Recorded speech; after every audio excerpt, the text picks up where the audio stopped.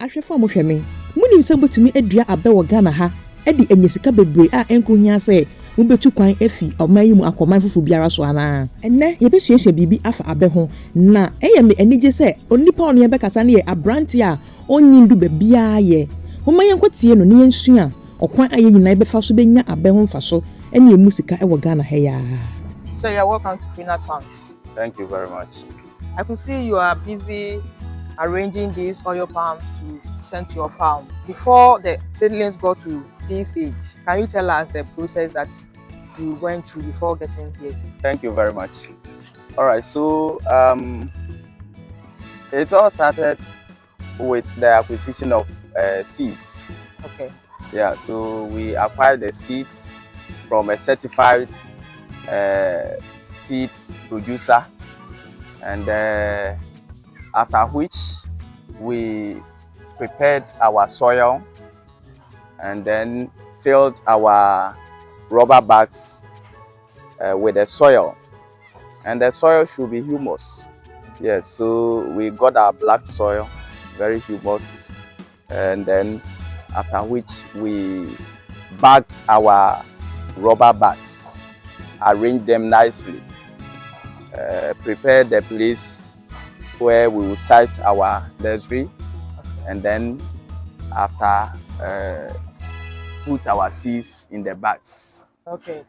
Was there any special thing you did before putting the seeds inside the bags? Yes. So when you acquire the seeds, it's put in a rubber and sealed, very dried. So the first thing you do is when you cut open the seed bag, you dip it in water at least for some time, and then after which you put it in the rubber bags filled with the soil. Okay, so when I came, you were busy working, and I wouldn't want to take much of your time, so you can be working whilst we talk. All right. So how many pieces of these are you sending to the farm? Okay, so for now, I'm sending 30 Okay. seedlings. Okay. We got to the point where you said you put the nuts into water for some time. Yes.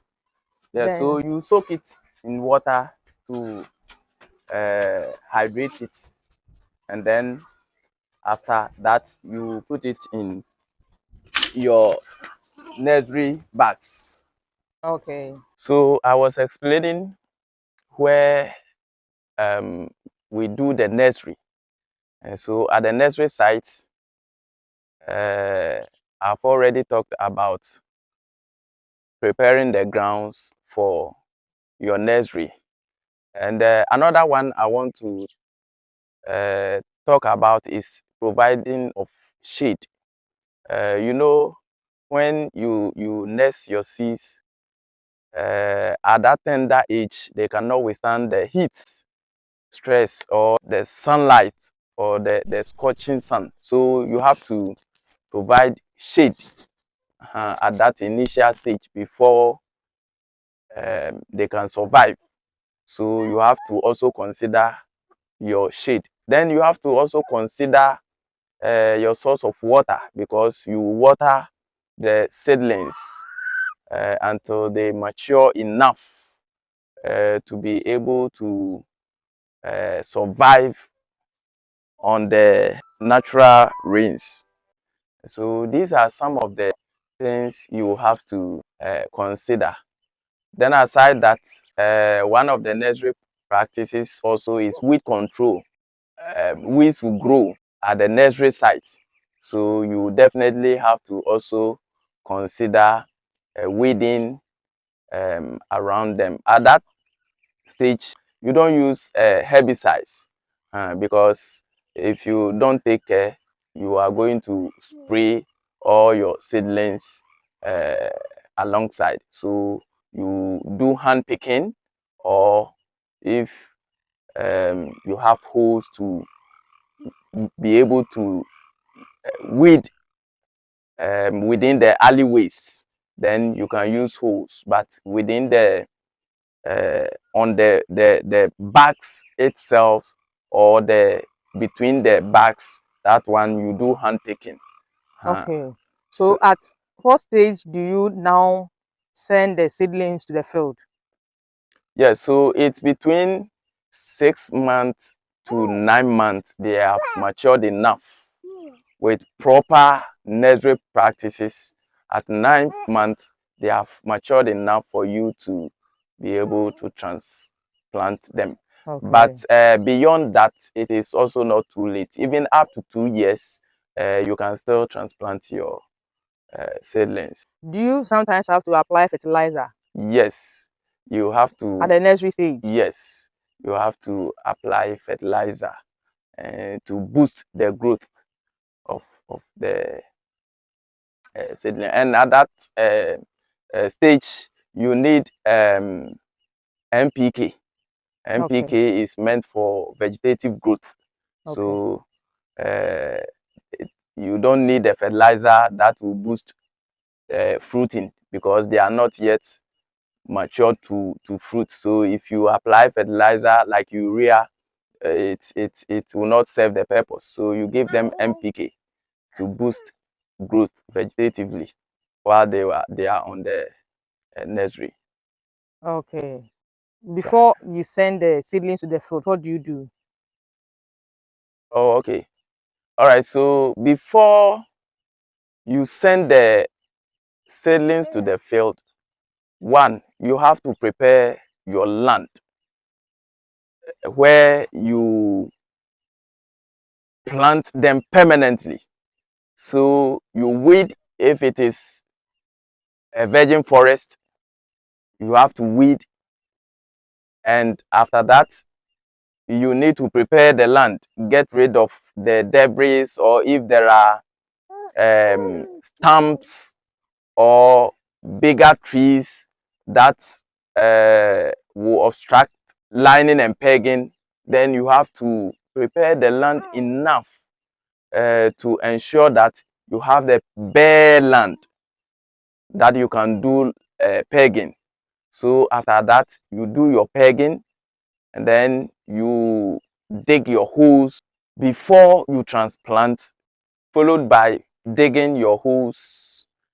And the reason why you have to do all these things before you transplant, or before you take your seedlings from the nursery site, is because at the nursery site, they have accustomed themselves to the environment. Their rooting system are have already adjusted over there. So as you are taking them onto the field, you are causing an imbalance in their states of being. So you have to make sure that the shock is not too much. So sometimes you see a farmer will take their seedlings, go and put them somewhere for weeks before transplanting them. If you do that, you are causing harm to your seedlings.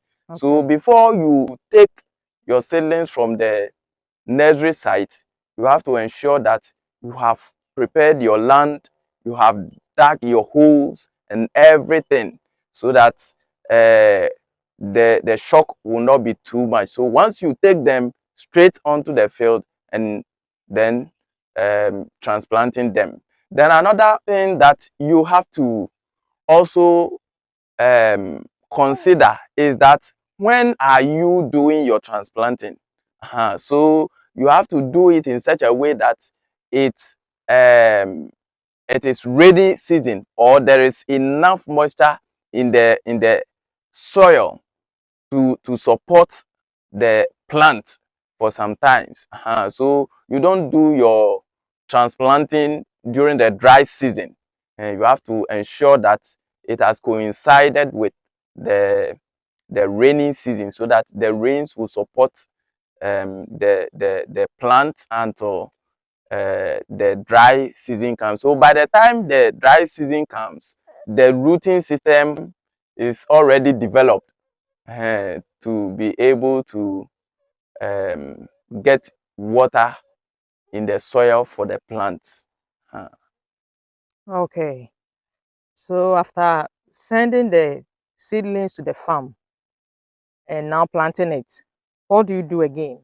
Now the plants are on the field and they are growing. One, you have to protect the plants. In what way? Yes, so on the field, there are rodents that can cut the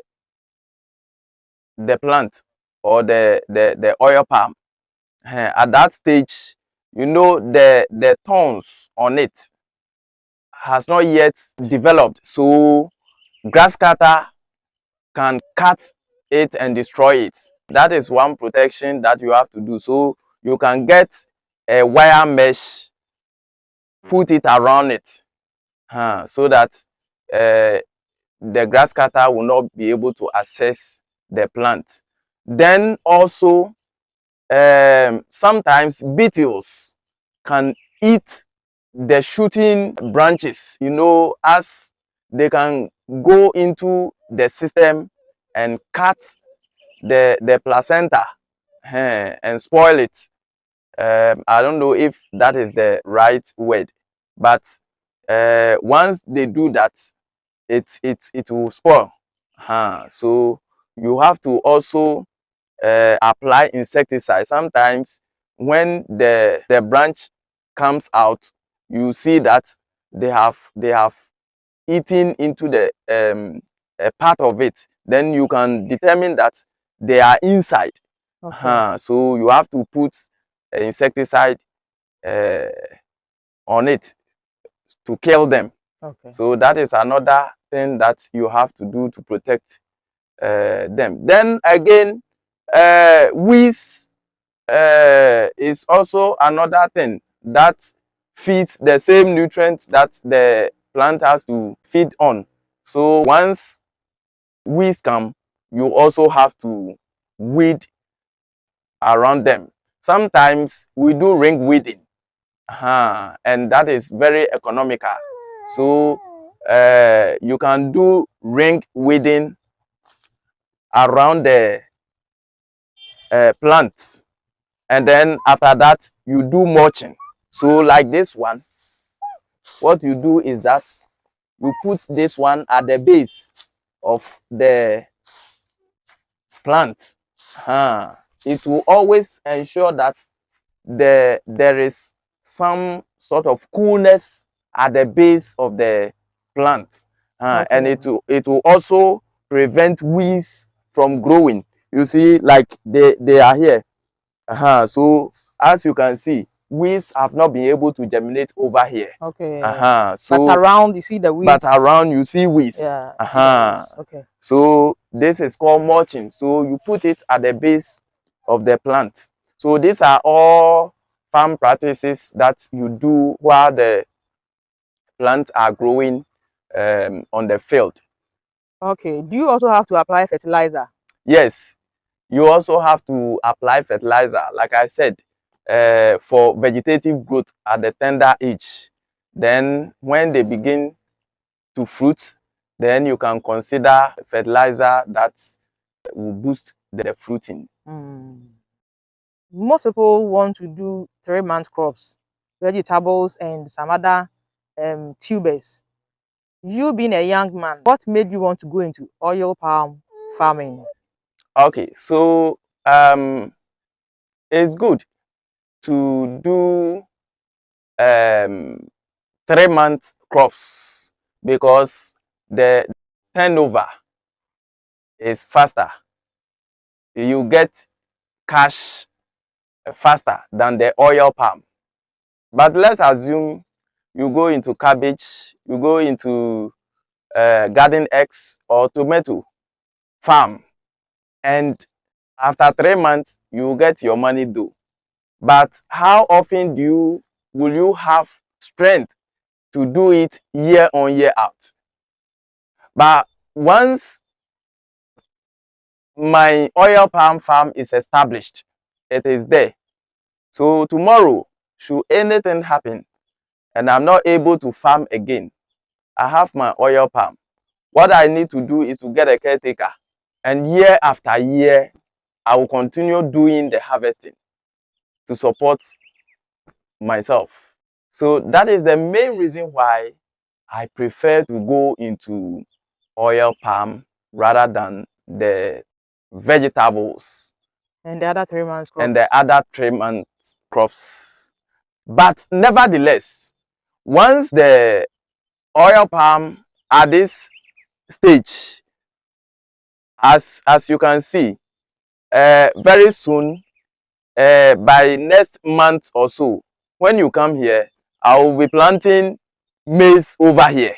So it isn't that once you establish the oil palm, you can't do anything on the land until the shades have covered the entire land, that you can't do any crop under. I will continue using to do anything. I can grow pepper over here. I can grow garden egg. I can grow anything that I deem fit or I want to grow over here, depending on what the land can support.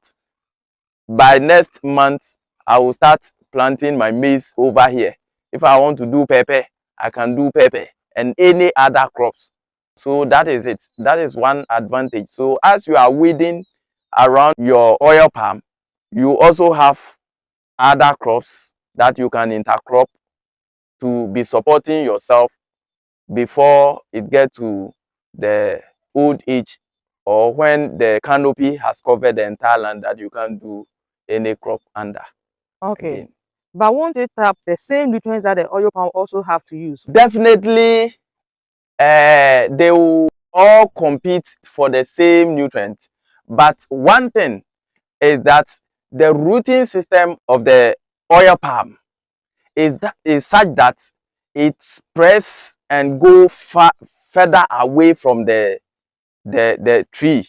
So this one, as you can see it goes deeper, and the rooting system, it has this fibrous rooting system. It goes much deeper and further away from the plant, so it will have enough nutrients to support itself. And the 3 months, they are mostly shallow rooting crops, and so they will not go deeper like the way the oil palm will go. Okay, so if a young man tells you he wants to go into oil palm farming, what advice would you give that person? In the first place, I will give the person a thumb up, because you know, we the youth normally want things that gives us quick money. Yes. And so if you put oil palm and vegetables before somebody who is a youth, the likelihood that the person will consider vegetables is much higher than oil palm. Yes. But it is always better, like I said, to do something that can even outlive you when you are no more. And so I will advise the person to go ahead, plant it, and just give himself or herself a little time. And when it starts fruiting, you begin to smile. So that is it. How many years will it take, or how many months will it take for the fruits to start?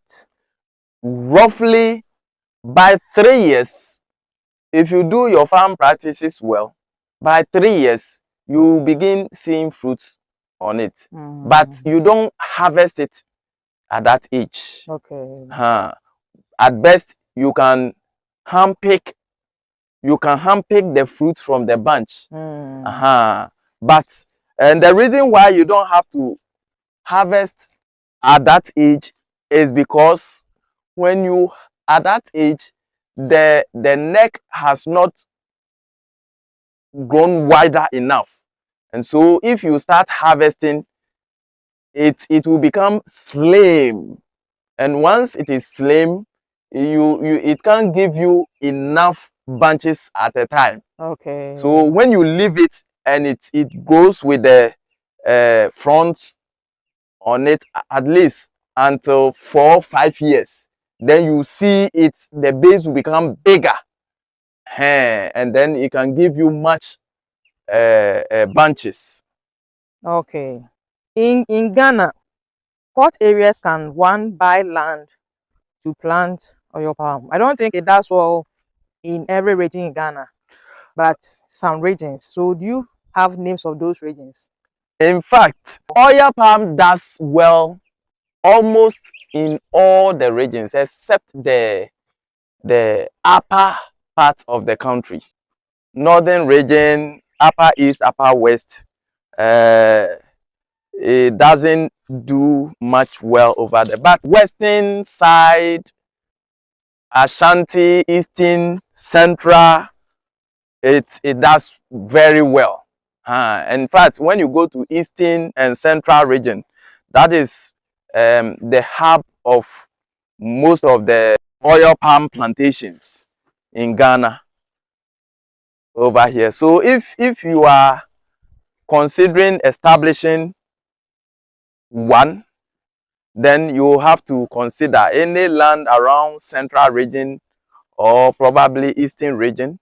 You can get a land and then establish your plantation over there. Okay.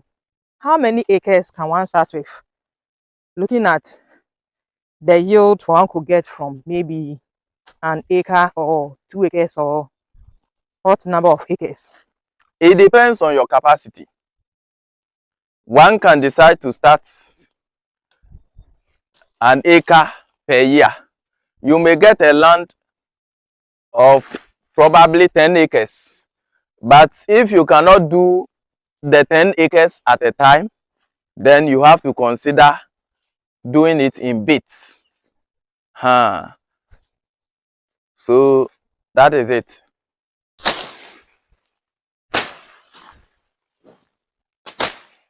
The spacing between the oil palms that you plant, how far should it be?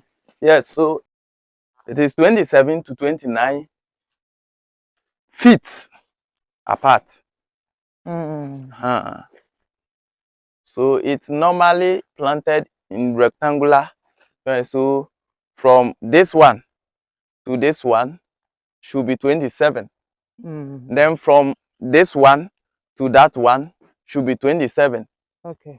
So it becomes like a rectangle. A triangle. A triangle. So from this one. So from this one, this particular one, to that one, is 27 or 29. Some people plant it 27, others 29. But I prefer the 29. Then from the same point to the other one, it's also the same distance. If it is 27 or 29, it should be the same. I prefer 29 to the 27. It gives the plant enough space to spread apart. It gives it a wider area to grow, and it helps aeration and all that. You know, as the plant grows, you realize that the fronts are becoming wider and wider, and so if you do it 27 apart, it doesn't take long for the canopies to cross, and by so doing, it hampers the spreading of the plants. Okay. It will not, the upper part will not be too wide enough to give you much fruit as expected. Okay. Market. For markets, there is ready market for it. Yes, there is ready market. In fact, there are companies who are always, some even do pre-finance before you prepare your oil from the fruits. Some companies will pre-finance and then give you money ahead of time. Then there are other companies too that will buy the fruits. So they are always chasing farmers for the fruits.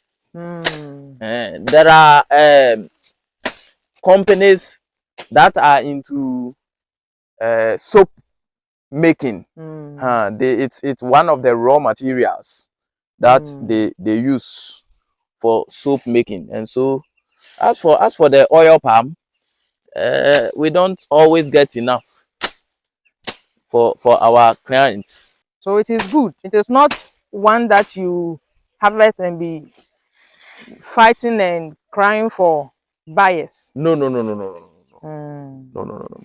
And then another advantage of it is, once you process your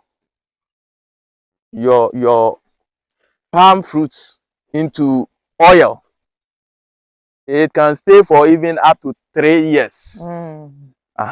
So if you think the market isn't enough for you, you don't get buyers for the oil palm. Not the buyers. For the buyers, you always get, but the money.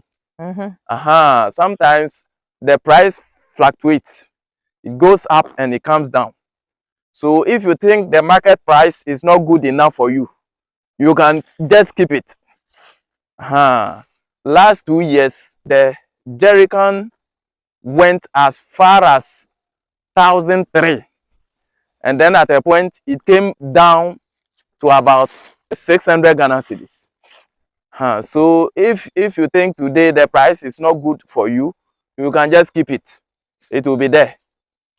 That means you have to process it into something.